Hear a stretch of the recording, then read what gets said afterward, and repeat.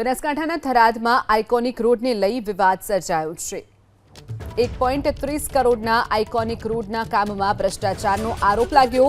RCC રોડને દૂર કર્યા વગર જ ડામર કપચી પાથર્યાનો આરોપ લાગ્યો છે।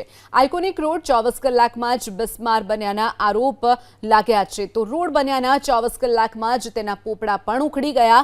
કોન્ટ્રાક્ટર અને અધિકારીઓ પર ભ્રષ્ટાચારનો આરોપ લાગ્યો છે। તટસ્થ તપાસ કરવા કોંગ્રેસે માંગ ઉચ્ચારી છે।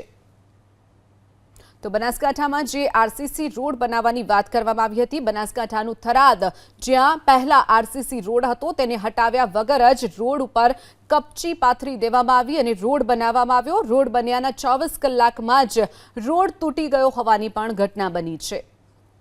થરાદમાં આઇકોનિક રોડ બનાવવામાં આવ્યો છે। જો કે આરસીસી રોડના ઉપર રોડ બનાવતા ક્યાંક કોંગ્રેસ દ્વારા આરોપ લગાવવામાં આવ્યા હતા। તમને પહેલાં તો દ્રશ્યો બતાવવાની કોશિશ કરીશ। તમે જોઈ શકો છો તે પ્રમાણે આ આઇકોનિક રોડ છે, ત્યાંના દ્રશ્યો છે। ખાસ કરીને જો વાત કરવામાં આવે તો આ રીતે ભ્રષ્ટાચાર જે રોડ ઉપર આચરવામાં આવ્યો હોય તેવું લાગી રહ્યું છે।